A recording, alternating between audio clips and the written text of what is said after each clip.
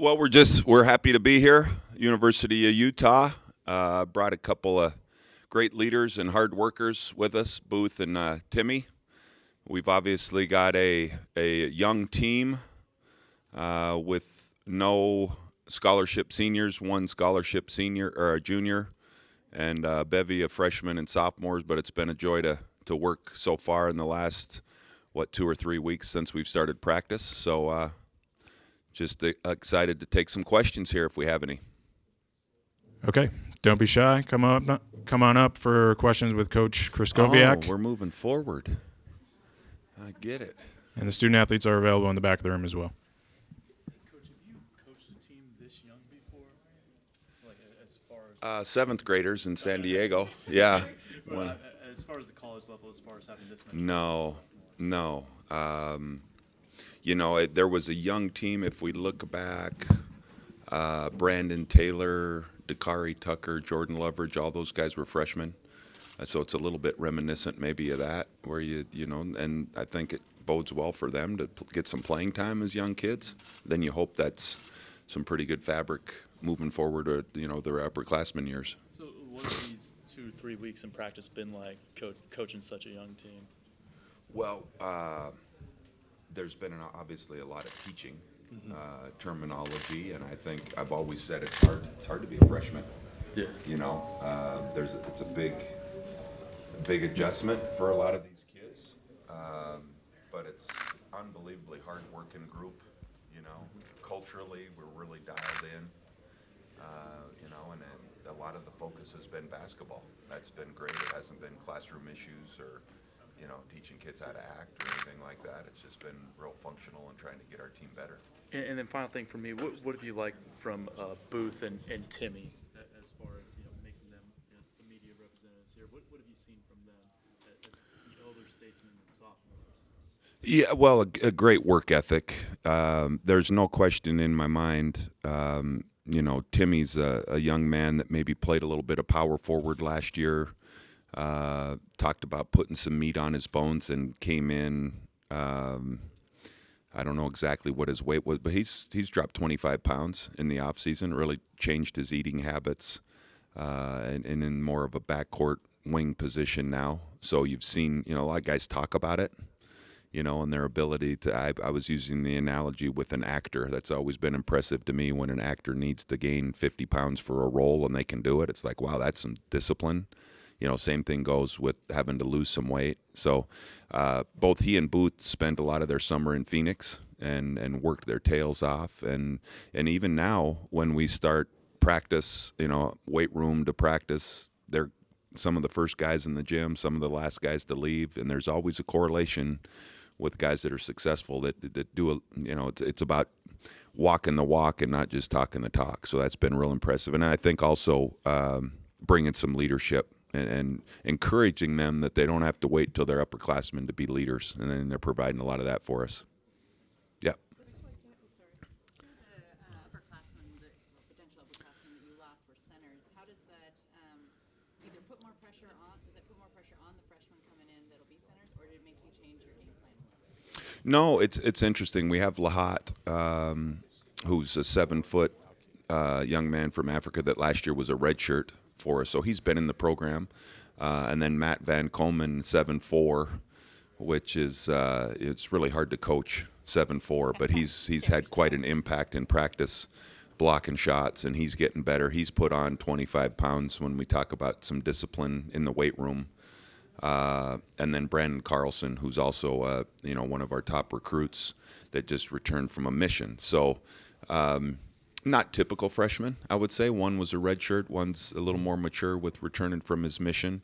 And those kids, it's been a little bit of inconsistency when you're dealing with 3 freshmen, but they know that an opportunity is there for them to play some minutes. And I think finding some consistency from those guys, backing up one good week of practice with another. And right now we've been on a little bit of roller coaster ride and had some illness and some sickness amongst those guys. So that's hard to do, but I think it's exciting, and one of our coaches said we kind of have a 3-headed center, and they're highly athletic. They get up and down the floor real well, and you can't teach that The 7-foot Lahat is got, I think, a 6'3" wingspan, and Matt's wingspan is off the charts, and as is Brandon. So a little bit more length than we've been used to in the past. So, and has it made you, so you haven't like changed strategies or kind of the way that you play? No, I don't think so. There's we've been pretty consistent with what we've done. Defensively, certainly there hasn't been a whole lot of change. Offensively, maybe unlike some programs that run the same system and then go out and recruit to that system, I think we try to recruit the best players that we can and then put those players in positions where they can be successful. So I think if you've watched us play, I think this is year 9, we haven't always done the same things offensively. So we've more tinkered with maybe who our top players are and trying to put people in positions to have success. So I don't feel like there's been a big change that way. We are putting a big emphasis on throwing the ball inside. I do think it's going to be interesting to see what happens with the 3-point line moving back a foot and a half. I think that my thought is it's going to bring the big man back to the game a little bit more, and certainly the mid-range game back a little bit more. Is going to kind of separate the contenders from the pretenders when it comes to who can really shoot threes. So I think there's going to be more of a value on having an emphasis and a post threat down there, and we are going to throw the ball to them, and we haven't always done that here in the last couple of years. You guys had a pretty good top 4 finish, streak of top 4 finishes. I mean, will this year test it with all the new guys, or do you feel like you can make a run for it again? Oh, no, I feel like we can test it. I think the thing that we're all focusing on right now is being ready to play some games in November and December against some quality opponents. I think there's no question the league has been considered down, and it's been a little bit of a roller coaster. And there's, I think, pressure on all of us coaches and all of our programs to go out and be, productive and get some marquee wins. And then as those games go, so does our league go. And I know that we've always improved. Our team's always improved as the season's gone on, and we've put ourselves in a position. I do think it's 5 years in a row where we've gotten a bye, but I also know the last couple of years we haven't won the first game. So kind of ran into a buzzsaw with Oregon, a team that's been hot the last couple of years. But there's a number of ways you can get to the NCAA tournament, and we kind of work backwards. And one of those ways is to win the Pac-12 tournament. And you have a much better chance of winning the Pac-12 tournament if you can get a bye. And then I think more importantly is that everybody collectively here is ready to play some games. And I think I've changed maybe my focus a little bit, and know there's a sense of urgency to be more game ready and prepared in November. And that's probably an error on my part, working with different lineups and things. And so we're changing. We've kind of got a top 7 guys that's pretty identifiable right now. And if you want to get in that rotation, do something about it. And getting a lot of reps with the group that's going to get thrown out there in November so that maybe we can be a little more productive. What's it like, and what does it mean to you to have your son on the team? Oh, yeah, it's cool. My son Luke is a young man that really hasn't been healthy for the last couple of years. He's really struggled with some knee tendonitis. And as parents, you want your kids to be happy and healthy. And so that's been frustrating. He's quite a basketball player. He just hasn't been able to show it. And he wants to be near home, which we thought was cool. We've got one son that's another freshman that's just started at Dartmouth playing basketball. So we've got 2 that are out of the house right now.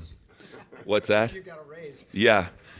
So, it's fun to see him every day. And we've got a great training staff. Our weight and conditioning coaches and our athletic trainers, Trevor Jameson's the best I've ever been around, our doctors and all those people. So, the first thing is to try to get him healthy so that he can start enjoying himself again. But in the meantime, it's pretty cool to have that relationship, to be able to see him on a daily basis. Thank you. Yeah. What's your thoughts on the California likeness law? And I don't know if how it could impact the conference if it happened, and maybe other sports as well. Yeah, I think we're pretty fresh in all of it, and I'm really just trying to – I've really got to focus on what it is I can control. That's what I found out, is there's so much going on in the world, whether it's this or whether, the politics. There's so many different and you can get caught up in it and get drained energy-wise. And I'm just having a really fun time with this group of student athletes that we're coaching.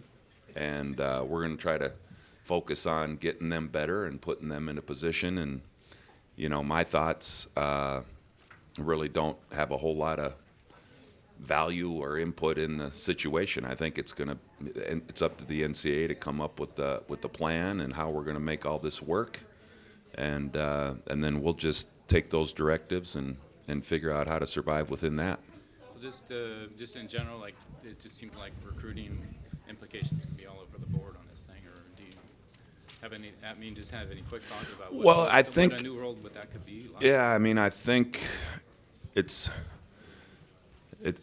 We've actually been in a little bit of gray area with recruiting issues to begin with, right? With rules in place, and to me, it could open a whole can of worms. And I've read various people's ideas, but really, I'm just kind of in a position that you can't win. I just want what's best for our student athletes. If we can find some common ground, I think that's great. But just keep plugging along. Eli, when Danny and I were coaching, we had literally a full 6 weeks to get ready. Yeah. How challenging is it now, as opposed to last year, with so many young guys, whether they're coming back from missions or not, to get them ready? And you kind of said you're changing your emphasis a little bit, trying to get ready in a shorter period of time. Yeah. No, I think it's changed a lot. We've had some time in the summer, which has been valuable.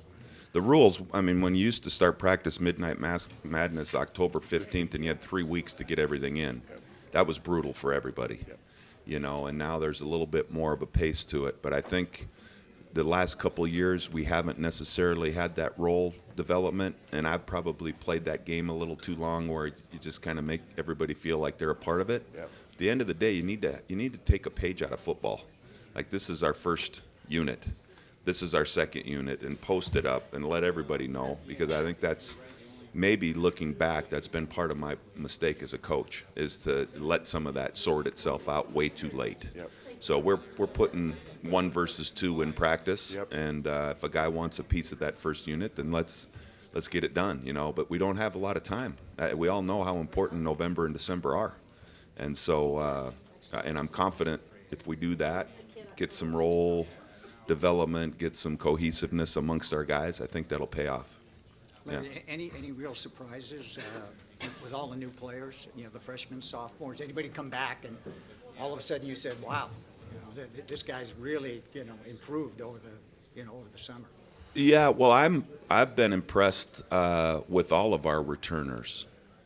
Riley Batten has done a nice job coming back.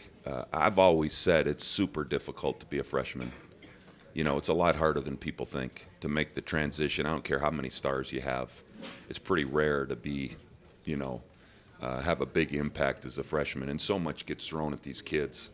So I've always said, even if you don't get any better, let's say your body doesn't change, you don't spend a minute in the gym, how much better are you going to be just being a sophomore to know what you didn't know a year ago? And so, we push our guys to continue to improve. But I like that group, the leaders that we have there.